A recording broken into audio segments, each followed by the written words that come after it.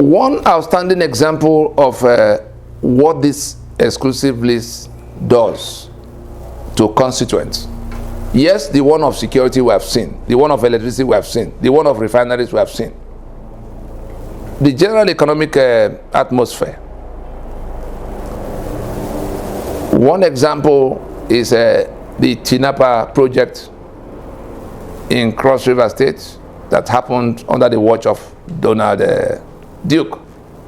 At the time that project was conceived, and there was excitement of how much it would turn around the economy of Cross River State, some of us sent message about what the exclusive list would do to that project. Everything required for that project to succeed. Oh, free economic zone, all kinds of things. Manufacturing will take place, and all kinds of international things will be happening there. We sent message that the dredging of the Calabar water channel to that facility is in the hands of the federal government. If they do not dredge it, the vessels that will service TINAPA will never be able to get there. So it's not in the hand of Cross River to do. The electricity required to run that big facility, if the federal government doesn't want it to succeed, people in Abuja, of course there will be no electricity. The railway, because of the exclusivity, the ports and the maritime, everything maritime is in the hand of the federal government, the ports and all of that. The railways that should convey the raw materials into the port and carry the goods to wherever, for export, those railways are also on that exclusive list. Everything you need to make that project viable in terms of economic viability and the hands of the federal government. When you can't have the railway, and you can't have the electricity, and you can't have the dredging and the security, who are you going to bring to work in that kind of a place if if Abuja decides to compromise the security in the area so that the project will fail? At the end of the day, that place was built, but Cross River State ended up in a debt of $285 million as at the time the project was supposed to be bringing income to that state.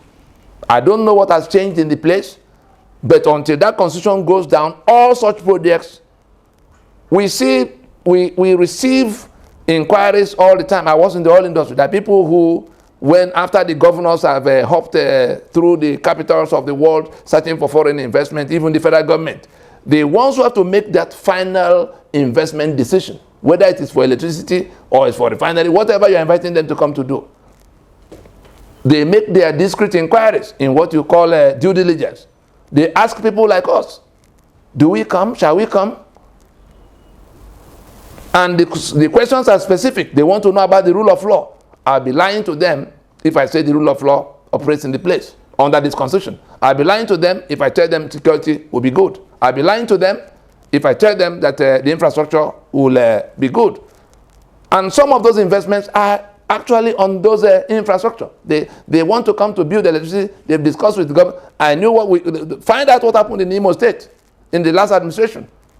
All the foreign investors that were brought in from everywhere, what was the reason no investment was done? Because their due diligence ends up with this exclusive list.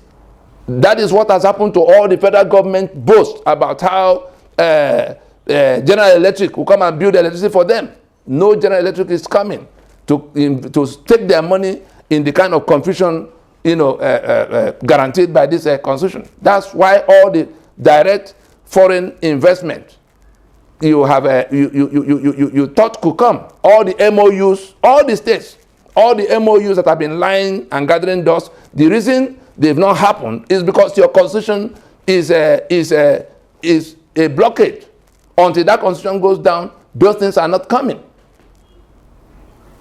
Let us know that this is a question of life and death for the constituents of Nigeria. Those who impose that constitution and who are not willing to listen to anything that will adjust the situation, they just want to cripple, they want to ruin the place, they want to destroy the place and take it over. That's what they're doing. If anybody thinks they don't know what they're doing, some of you thought Buhari is failing. running your security or running your economy or running your all of the employment, all of the things he said he was going to do. It's because you do not understand what he came to do that you think he's failing. The man is not failing at all. If you knew what he came to do, he's succeeding in those things. Himself and his people are taking over your land. He succeeded in throwing our borders open, unchallenged. His people have trooped in here in such large numbers. Pantami is the one holding the database to document them as Nigerians. Your lands are being assigned to them. Everything that belongs to you will begin to belong to them. That's what he came to do. Some of you who could organize the challenge against them, your businesses are being destroyed. That's what happened to your naira. It's not as if they do not know. So in all of that, let us know that the fight we have in our hands now is no different from what our fathers had to undertake when the British were here, trying to take over their sovereignty and their lands. They fought back. What are we doing today? We are going as PDP and APC and Mega Party to renew the life of the constitution by which we are held in bondage. We can do better than that. We have education. We have exposure. We can see the problem for what it is. And if after what NINAS has done and all the constituent organizations over the last 22 years, if after all of that, we still wobble on to go to renew that enslavement in 2023 by way of elections, then maybe our people truly deserve to perish. It's heavy to say so, but from what we're seeing, that we are pointing all of these things that are verifiable to people who have education, who have exposure. They are all over the world. And they are carrying on as a people under a spell. If that spell is so thick that you no longer mind whether you get killed, then what can we do? Whatever happened to those who left Egypt on their way to the promised land may well happen to those who are not listening now, that we must take down this constitution to salvage our land and our sovereignty and our own life.